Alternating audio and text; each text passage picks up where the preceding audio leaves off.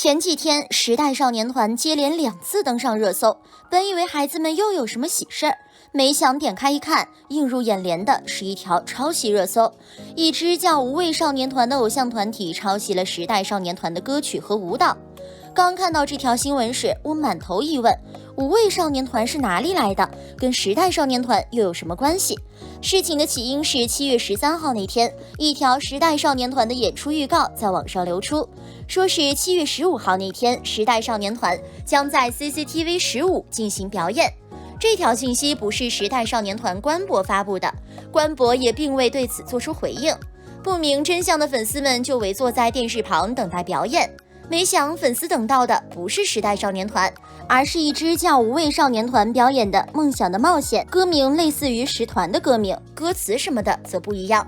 粉丝们一头雾水，有一股被欺诈的感觉。假消息也就算了，毕竟是粉丝们轻信了网传消息，但和时团相似的歌曲名字很难让人不怀疑是在故意蹭时团的热度。随后小部分楼姐们对无畏少年团发出声讨，在官博底下留言质问为什么团名和歌名和时团这么像。就这样，时代峰峻719这天，无畏少年团登上了热搜第5。这次是直截了当的被指控抄袭，说无畏少年团的歌曲《志》抄袭了时团的《无尽的冒险》，有关的对比视频也在网上放了出来。不担心那些山峰有多嶙峋，我不畏惧冒险。样的世界里面，还好能跟你遇见。不能说毫不相干，只能说极其相似。用时团的歌词套志的伴奏，一点问题都没。在和声走向相同的情况下，确实有抄袭的嫌疑。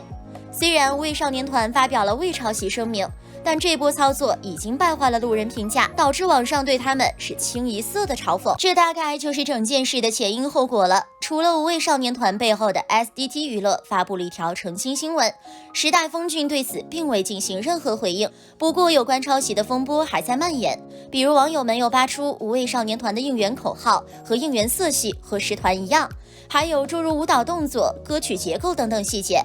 无论最后的结果如何，无畏少年团抄袭的名头暂时是抹不掉了。那么无畏少年团真的抄袭了时团歌曲吗？我的评价是，歌没抄，但那颗蹭流量的心想藏都藏不住。一个是今年5月2号才官宣，出道不足3个月的新生团队，一个是经过无数磨练一点点打磨出的实力团体，两个团队根本就不是一个量级，正常情况也不会被放在一起比较。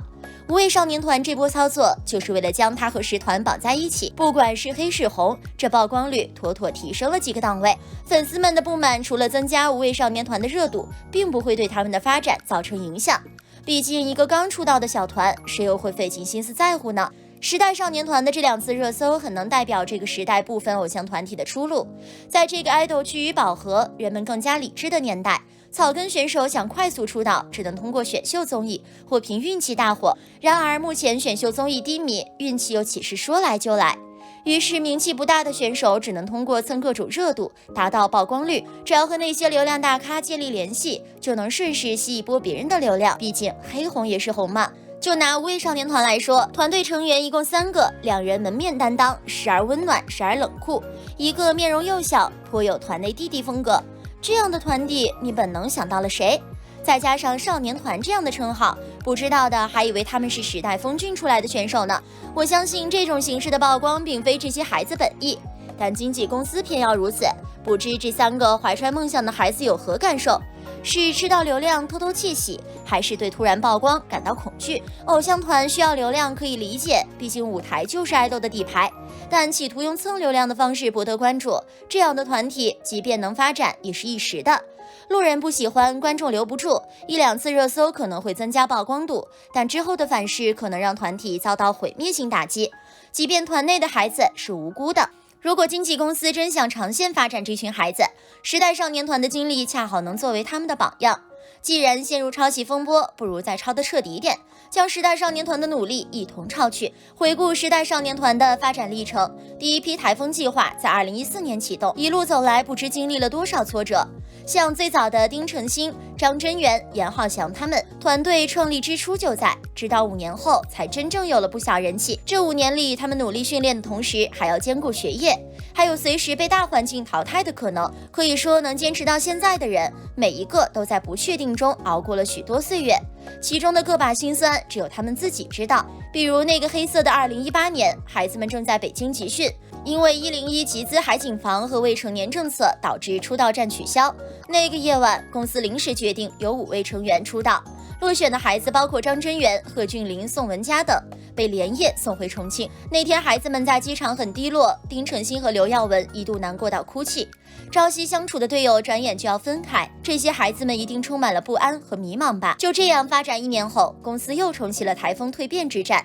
当初被抛弃的孩子回来了一部分，即便这样，公司的选秀里也暗藏杀机。蜕变之战的计划是7进5，经纪公司狠心的想要孩子们互相厮杀。但在丁程鑫和马嘉祺的极力争取下，公司给了粉丝投票决定出道人数的机会。在大家的努力下，公司最终决定7人同时出道，时代少年团正式成立。之后的发展便慢慢好起来了，孩子们有了人气，也有了稳定的发展方向。那些年发生的事儿虽然说起来简单，但孩子们实实在在受到了伤害。所幸经历这么多磨难，时代少年团的孩子们终于有了出头之日。他们终于能成为后辈榜样，告诉他们努力坚持是可以成为一名优秀爱豆的。对5位少年团来说，抄袭事件已经发生，无论日后他们的发展如何，这件事已经成为一个洗不掉的黑点。公司想加速发展可以理解，但曝光从来不是这种方式。这一点他们可以学一学时代少年团的师兄 TFBOYS， 他们出道时王俊凯才多大，公司是白手起家，一点点从翻唱开始积累人气的。他们也有过低迷，有过全网谩骂，最终还是咬着牙走过来，最后成为流量巨星。5位少年团可以学学他们的发展路线，不要再用蹭热度的方式博取流量。值得他们学习的还有Sunshine，这支团体可谓是偶像团体发展的地狱模式，出道就被群嘲，因为外貌原因没少遭受攻击。都说颜值是爱豆的基础，Sunshine天生就比别人差上一些。从颜值到歌曲到服装，刚出道的Sunshine如泥石流一般冲击人们的眼球。即便这样，他们也没有轻言放弃，被冠上国内最丑女团，他们就接受这个称号。只要有特色能被人记住，哪怕这种特色是负面的，他们也会借助这点流量，通过努力改变人们认知。这一点就很值得5位少年团学习。说回5位少年团，目前他们的路人盘很差，但之后如果能脚踏实地，专心磨练的话，说不定可以凭实力圈粉一波。从他们的舞台表演可以看出，3个孩子的舞蹈能力还行。虽然比不上专业的偶像团体，但最起码是有认真练习，这些都是偶像团体很好的开始。更重要的是，3个孩子的颜值还算可以，如果能好好打造一下，成为偶像团体是很有可能的。虽然未来的路不会好走，但前辈们都是这样熬过来的。5位少年团更应该吃苦耐劳，稳定发展，蹭热度这样的行为不可取。希望他们吸取教训，再接再厉吧。好了，宝宝们，今天的视频到这里就结束喽。欢迎宝宝们来评论区留言讨论，喜欢的记得点赞关注，咱们下期再见哦。